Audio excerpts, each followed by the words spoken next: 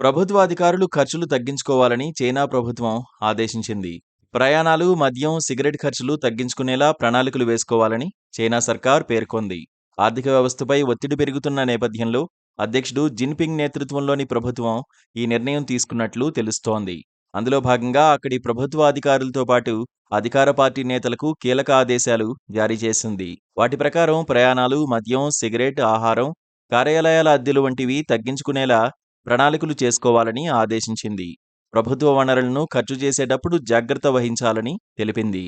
దుబారాను తగ్గించాలని, ఈ దుబారా ఖర్చులు చేయడాన్ని సిగ్గుచేటు చర్యగా ప్రభుత్వం అభివర్ణించింది.